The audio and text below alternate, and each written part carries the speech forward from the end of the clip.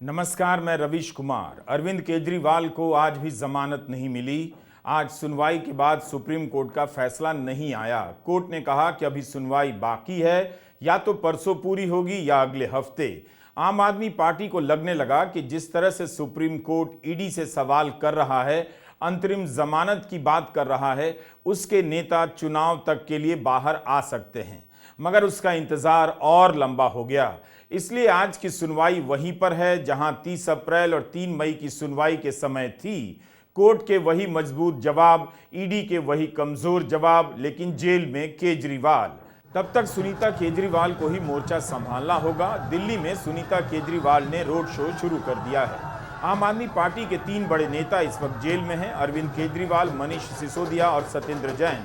अरविंद और मनीष इस पार्टी के प्रमुख प्रचारक हैं। दोनों की गैर हाजिरी में यह पार्टी बिना नेताओं की लग रही है। जरूर संजय सिंह, गोपाल राय, सौरभ भारद्वाज, दिलीप पांडे और आतिशी सिंह ने मोर्चा संभाला है, मगर कार्यकर्ताओं को पार्टी का कोई चेहरा, एक नेता का इंतजार था। आज 7 मई को जब तीसरे चरण का मतदान चल रहा था, उन्हें इंतजार था कि केजरीवाल के बाहर आने की खबर भी आ जाएगी। वो खबर आई नहीं। आज गुजरात में सभी सीटों पर मतदान हो गए। पिछले विधानसभा चुनाव में आम आदमी पार्टी ने यहां अपना वोट प्रतिशत बढ़ाया था। इस बार भावनगर और भरूच की सीट पर आम आदमी पार्टी चुनाव लड़ रही है, लेकिन केजरीवाल प्रचार करने गुजरात नहीं जा सके। हम इस वीडियो में सुनीता केजरीवाल के रोड शो पर भी बात करेंगे। आप देख रहे हैं रवीश कुमार ऑफिशियल। 1 करोड़ सब्सक्राइबर्स होने पर आप सभी को हार्दिक बधाई। सुप्रीम कोर्ट में आज अरविंद केजरीवाल को लेकर जो बहस हुई है, उसे हर नागरिक को एक बार नहीं 10 बार सुनने की जरूरत है। सारी बहस हम यहां हूबहू पेश नहीं कर पाएंगे, लेकिन मुख्य बातों को जरूर रखेंगे।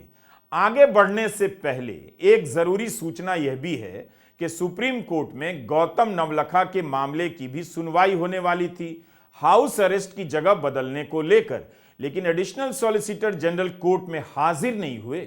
तब कोर्ट ने कहा कि जब भी मामले की सुनवाई होती है, एडिशनल सॉलिसिटर जनरल हाजिर नहीं होते।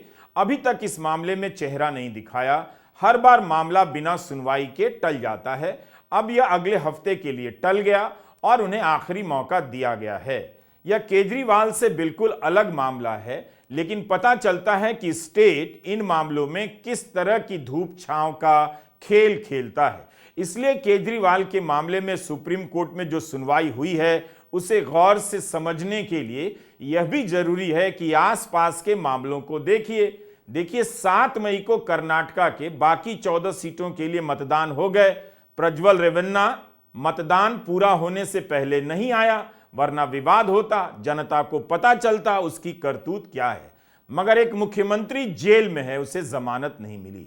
कुछ कानूनी बारीकियों को छोड़ भी दें तो आज सुप्रीम कोर्ट में जस्टिस संजीव खन्ना और जस्टिस दीपांकर दत्ता की बेंच के सामने ईडी ने जिस तरह से दलील पेश की, जमानत का विरोध किया, उसे लेकर हर किसी को चिंता करनी चाहिए। अगर एक मुख्यमंत्री को इस तरह की कमजोर और बेतुकी दलीलों के आधार पर जेल में डाला जा सकता है, तो फिर इस देश में किसी भी आम नागरिक के संवैधानिक अधिकार सुरक्षित नहीं है। कोर्ट ने 3 मई और आज की सुनवाई में भी इस पर जोर दिया कि पीएमएलए के तहत अगर किसी को गिरफ्तार किया जाता है तो उसका पैमाना उच्च स्तर का होना चाहिए। सारी सामग्रियों को ठोक बजाकर देख लेना चाहिए, उस पर विचार कर लिया जाना चाहिए, तब गिरफ्तारी होनी चाहिए। हर किसी को यह बात समझनी चाहिए कि क्यों कहा जा रहा है कि ईडी जब किसी को गिरफ्तार करे तब सारे सबूत हाई क्वालिटी के होने चाहिए, क्योंकि ईडी जब अरेस्ट करती है तब अभियुक्त को एफआईआर की कॉपी नहीं देती है, जैसा कि अन्य किसी भी पुलिस गिरफ्तारी में होता है।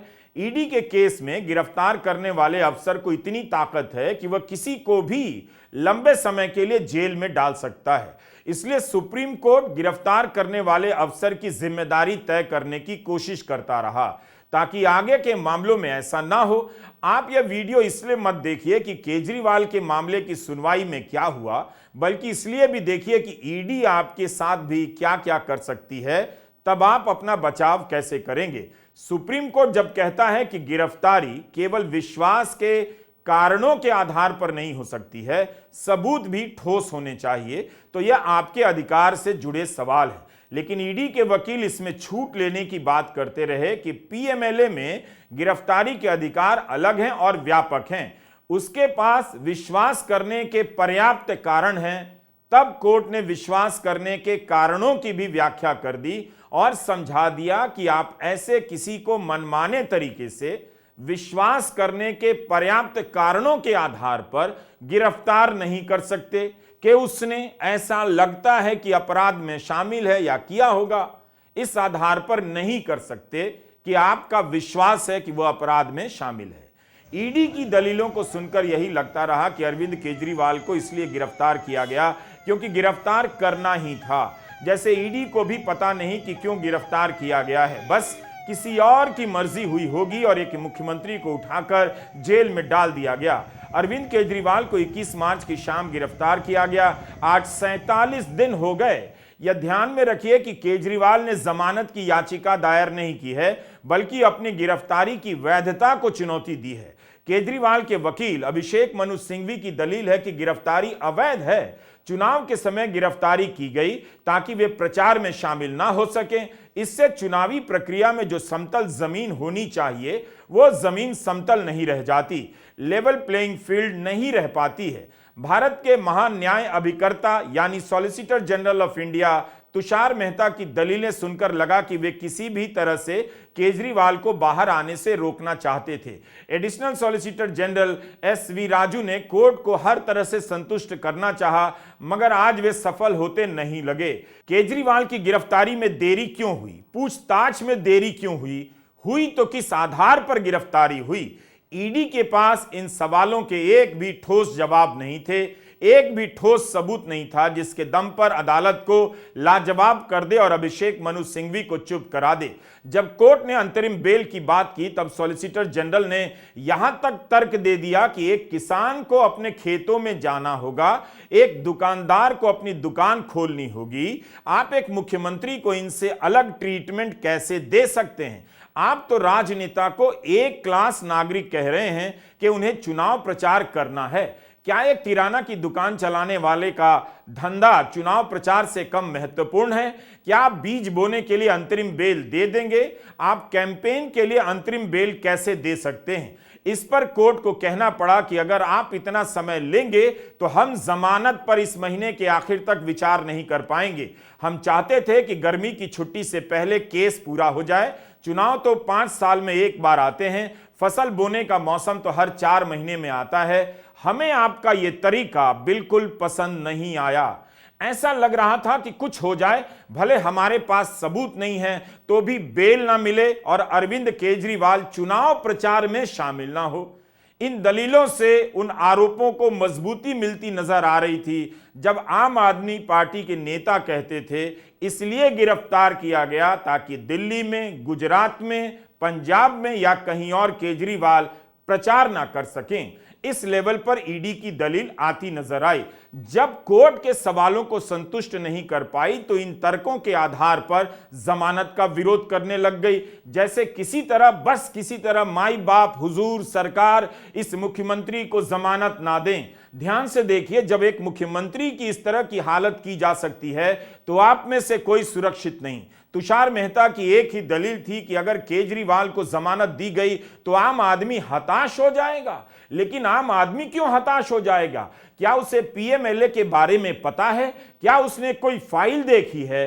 फैसला कोर्ट को करना है, सवाल कोर्ट को करना है। अगर अदालत जमानत देने का फैसला करती है तो इससे आम आदमी कैसे हताश हो जाएगा? बिना किसी ठोस आधार के किसी चुने हुए मुख्यमंत्री को महीनों जेल में रखा जाएगा, तब क्या आम आदमी हताश नहीं होगा? तो ईडी के वकील जमानत का विरोध करते करते इस बिंदु पर बहस करने लगे कि एक आम आदमी और मुख्यमंत्री के बीच फर्क नहीं किया जाना चाहिए, संवैधानिक बराबरी की बात करने लग गए। यह दलील सुनकर कोई भी सोच सकता है कि जिस मुख्यमंत्री को 47 दिनों से जेल में रखा गया है उसे स्पेशल ट्रीटमेंट कहां मिल रही है? उसे तो इंसुलिन नहीं दी जा रही थी, उसके लिए भी कोर्ट जाना पड़ा, तब जाकर इंसुलिन दी गई। तो तुषार मेहता किस स्पेशल ट्रीटमेंट की बात करने लगे? केजरीवाल के वकील अभिषेक मनु सिंघवी को याद दिलाना पड़ा कि लोकतंत्र संविधान के मौलिक ढांचे का हिस्सा है और निष्पक्ष और स्वतंत्र चुनाव लोकतंत्र का अभिन्न हिस्सा है। यानी कह सकते हैं कि चुने हुए मुख्यमंत्री को चुनाव के समय जेल में रखना उस आम आदमी के अधिकारों का भी हनन है जिसने उन्हें चुना है। मेहता अपनी बहस में इसे लगातार आम आदमी के अधिकार बनाम राजनेता के अधिकार बनाना चाह रहे थे। आप दर्शकों को यह बात समझनी चाहिए कि निष्पक्ष और स्वतंत्र चुनाव प्रक्रिया केवल नेताओं और राजनीतिक पार्टियों के लिए नहीं होती, यह आपका भी अधिकार है। सूरत के लाखों लोगों के वोट डालने का सुख छिन गया। इंदौर में राष्ट्रीय पार्टी का विकल्प समाप्त हो गया। इससे भी आप आम नागरिकों के अधिकारों का हनन होता है। उन इलाकों की जनता का अपना प्रतिनिधि चुनने का अधिकार छिन गया। जब सारी दलीलें कमजोर पड़ गईं तो तुषार मेहता कहने लगे कि संजय सिंह ने बेल को मिसयूज किया है, यानी गलत इस्तेमाल किया है। इसका केजरीवाल की बेल से क्या लेना देना हो सकता है, यह भी तो सोचिए। इसी दिल्ली शराब घोटाले में आरोपी बना एक सरकारी गवाह शादी की सालगिरह मनाने स्पेन गया। एक दूसरा गवाह चुनाव प्रचार कर रहा है। उसके पिता को बीजेपी टीडीपी का उम्मीदवार बनाया गया है। क्या तब तुषार मेहता को याद आया था कि इतने बड़े केस में सरकारी गवाह को स्पेशल ट्रीटमेंट नहीं मिलनी चाहिए? तब तो ईडी ने विरोध नहीं किया। क्या उसे स्पेशल ट्रीटमेंट से आम आदमी को कोई हताशा नहीं हुई होगी? लेकिन वे उदाहरण चुनते हैं कि किसानों को क्या बीज डालने के लिए बेल मिल सकती है। 47 दिन से एक राज्य के मुख्यमंत्री को जेल में रखा गया है। उन्हें किस प्रकार से विशेष ट्रीटमेंट दी जा रही है, जिसके आधार पर तुषार मेहता कोर्ट के सामने उनकी जमानत का विरोध कर रहे थे। उनकी दलील में कई बुनियादी खोट थीं। उनके कहने का मतलब था कि अगर आम आदमी भूखा है तो मुख्यमंत्री को भी भूखा रहना चाहिए ताकि मुख्यमंत्री को भूखा साबित किया जा सके। अगर आम आदमी को गलत आधार पर अरेस्ट किया गया है तो उसे बिल्कुल जमानत मिलनी चाहिए, फिर चाहे वो बीज डाले या किराने की दुकान का शटर खोले। पिछले कुछ समय में आपने देखा होगा कि सरकारी वकील बार बार कोर्ट के सामने पब्लिक परसेप्शन यानी जन धारणा और सोशल मीडिया टिप्पणी का तर्क पेश करने लग जाते हैं। इसी तरह का तर्क इलेक्टोरल बॉन्ड के मामले में कोर्ट के सामने रखा गया। तब सुप्रीम कोर्ट ने कहा कि हमारे कंधे मजबूत हैं। क्या सरकारी वकीलों को यह याद नहीं रहता कि भारत की अदालत पब्लिक परसेप्शन पर नहीं बल्कि संविधान और कानून पर अपने फैसले आधारित करती है? जनता क्या सोचेगी, कैसी छवि बनेगी, यह आधार तो नहीं हो सकता। जस्टिस खन्ना और जस्टिस दत्ता की बेंच बार बार एक ही सवाल कर रही थी कि केजरीवाल से पूछताछ इतना समय गुजर जाने के बाद क्यों की गई। यह अच्छी बात नहीं है कि जांच एजेंसी 2-2 साल का समय ले। जस्टिस खन्ना इसी बात पर टिके रहे कि केजरीवाल की गिरफ्तारी का आधार क्या है। कोर्ट इन सवालों से यही जानना चाहता था कि कार्रवाई के समय और गिरफ्तारी के बीच इतना अंतर क्यों है।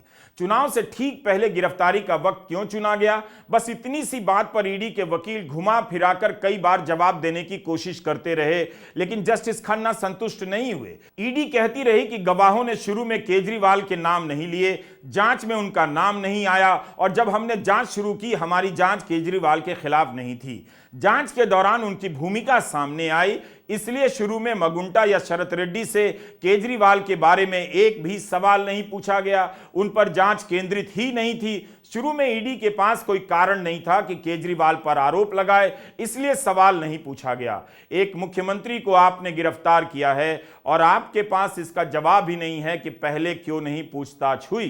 कोर्ट ने बार बार पूछा कि जांच, पूछताछ और गिरफ्तारी में इतना वक्त क्यों लगा। इन दलीलों से कोर्ट संतुष्ट नहीं हुआ। 2 साल पुराना मामला है। केजरीवाल को अभी गिरफ्तार क्यों किया गया, यह ठीक नहीं है। इतना वक्त क्यों लगा, कोर्ट बार बार कहता रहा। कोर्ट ने सवाल किया कि इस मामले में केजरीवाल का नाम सबसे पहले कब आया, तो बताया गया कि बुची बाबू के बयान में। बुची बाबू तेलंगाना के पूर्व मुख्यमंत्री की बेटी के कविता के सीए हैं। कोर्ट ने कहा कि इस केस में तो आपको फ्रंट फुट पर खेलना चाहिए था। आखिर आपने पीएमएलए के सेक्शन 19 में अरेस्ट किया है। हमें यह देखना होगा कि यह उनकी गिरफ्तारी के प्रति दिए गए विश्वास के पर्याप्त कारणों के तहत है कि नहीं। इस पर एसवी राजू ने कहा कि गिरफ्तारी का आधार अलग होता है। यहां कोर्ट ने उन्हें पकड़ लिया और कहा कि नहीं मिस्टर राजू, गिरफ्तारी का आधार और विश्वास के कारणों को एक ही होना होता है। कारण को गिरफ्तारी के आधार से कहीं ज्यादा व्यापक होना पड़ता है। आपको उस पहलू पर थोड़ी मेहनत करनी पड़ती है। कोर्ट ने यह भी कहा कि जिन बयानों में केजरीवाल पर आरोप बन रहा है वो हमें एक कागज के टुकड़े पर लिखकर दीजिए। 100 करोड़ की रिश्वत के आरोप में ईडी 1 लाख के होटल बिल का हवाला देने लग गई और उसे मनी लॉन्ड्रिंग के तौर पर पेश करने लग गई। ईडी ने कहा कि गोवा चुनावों के दौरान केजरीवाल 7 सितारा होटल में ठहरे। इस होटल का बिल 1 लाख था जिसे चंद्रप्रीत सिंह ने दिया। तो क्या 1 लाख रुपया प्रोसीड्स ऑफ क्राइम यानी रिश्वत है? तभी जस्टिस खन्ना ने कहा पीएमएलए सेक्शन 19 पर ध्यान दीजिए।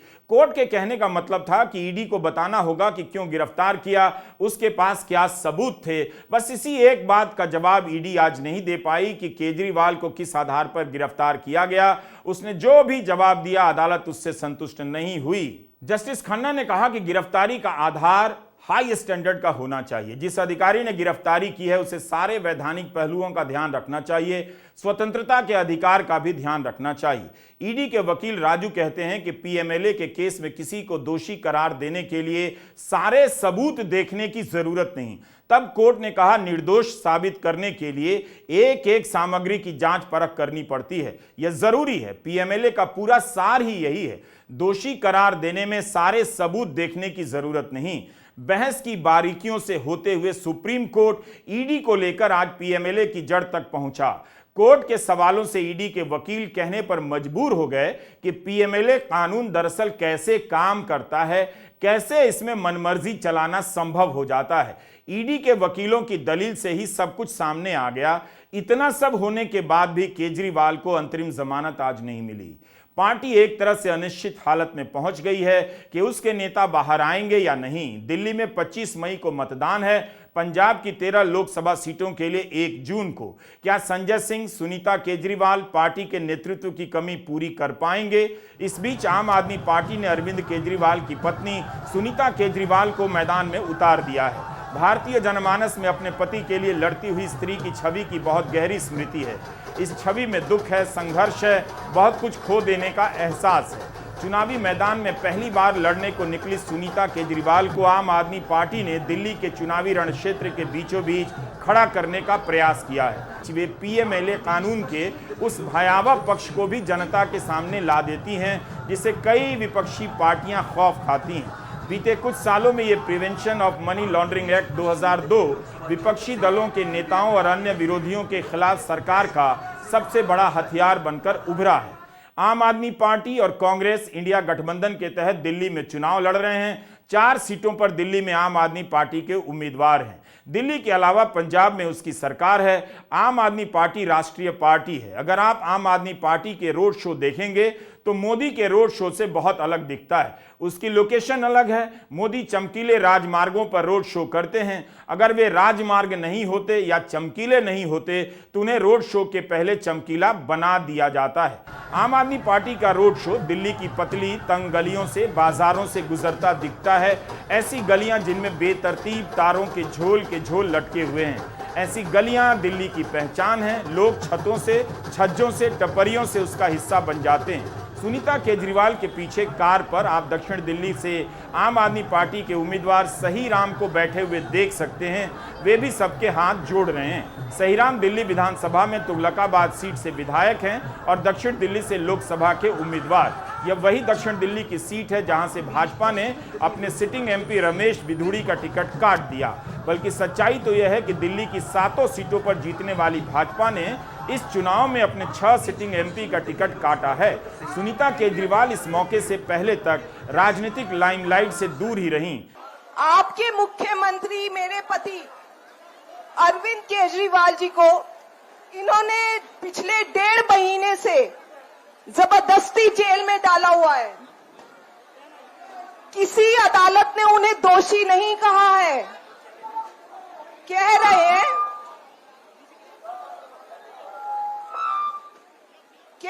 हैं जांच चल रही है। अगर ये जांच 10 साल चलेगी तो क्या जेल में 10 साल रखेंगे? अभी तक कोई भी आदमी जब जेल जाता था वो तभी जाता था जब कोई अदालत उसे दोषी साबित करती थी। अभी ये लोग नया सिस्टम लाए हैं, कहते हैं जब तक जांच चलेगी, मुकदमा चलेगा, जेल में रखेंगे। ये सरासर इनकी गुंडागर्दी है, तानाशाही है ये इनकी। सुनीता केजरीवाल अपने भाषण में अरविंद केजरीवाल से अपनी पहली मुलाकात का हवाला देती हैं, 30 साल के रिश्ते को याद करती हैं, सेहत का हवाला देती हैं, डायबिटीज के पेशेंट है बताती हैं और इसके लिए शुगर की बीमारी बोलती हैं। याद दिलाती हैं कि कैसे 2011 के भ्रष्टाचार विरोधी आंदोलन में अरविंद केजरीवाल ने डॉक्टरों की सलाह का उल्लंघन करते हुए लंबा अनशन कर दिया, अपनी जान दांव पर लगा दी। इसका जिक्र आते ही उनके समर्थकों में जोश आ जाता है। इसके फौरन बाद वे अभी जेल में उनके इंसुलिन बंद कर दिए जाने का जिक्र करने लग जाती हैं। अरविंद जी पढ़े लिखे हैं, ईमानदार हैं, सच्चे देशभक्त हैं। हमारी शादी को 30 साल हो गए, 30 साल से मैं उनको देख रही हूं। जब हमारी शादी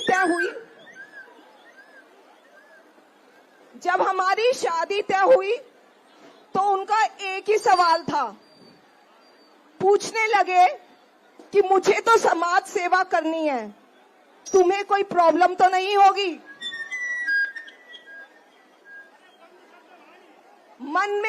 उनके मन में बस एक ही जुनून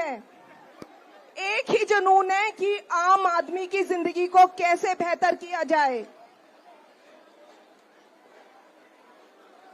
2011 में आंदोलन हुआ, आप सब जानते हैं। 2011 में आंदोलन हुआ, लोगों के हक के लिए उन्होंने 2 बार लंबा अनशन किया, 13-14 दिन तक कुछ नहीं खाया। उनको शुगर की बीमारी है, इंसुलिन लेते हैं। डॉक्टर्स ने मना किया कि अनशन मत करो, नहीं माने, जान लगा दी अपनी दांव पर। अभी जेल गए। अभी जेल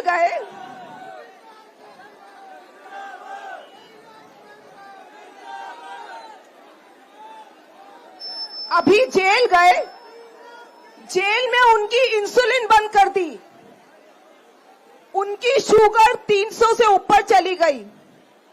ऐसे तो उनकी किडनी, लीवर सब खराब हो जाता। बड़ी मुश्किल से कोर्ट में जाके परमिशन ली कि इंसुलिन दी जाए। गुंडागर्दी मचा रखी है इन लोगों ने। इस चुनाव में झारखंड के पूर्व मुख्यमंत्री हेमंत सोरेन की पत्नी कल्पना सोरेन भी धुआंधार प्रचार कर रही हैं। कल्पना और सुनीता में काफी अंतर है। सुनीता धीरे धीरे भाषणों को धार दे रही हैं। दिल्ली की सत्ता में होते हुए भी आम आदमी पार्टी इस चुनाव को एक विपक्षी दल की तरह लड़ रही है, बिना अपने सेनापति के। अरविंद की आवाज इस चुनाव से गायब है। इस चुनाव में लगता है कि फैसला कहीं और से तय हो रहा है। शतरंज की बिसात किसी और ने बिछाई है। जनता अपना नेता नहीं चुन रही, नेता ने खुद को चुनने का मन बनाया है। बस ऐलान ही बाकी है। नमस्कार, मैं रवीश कुमार।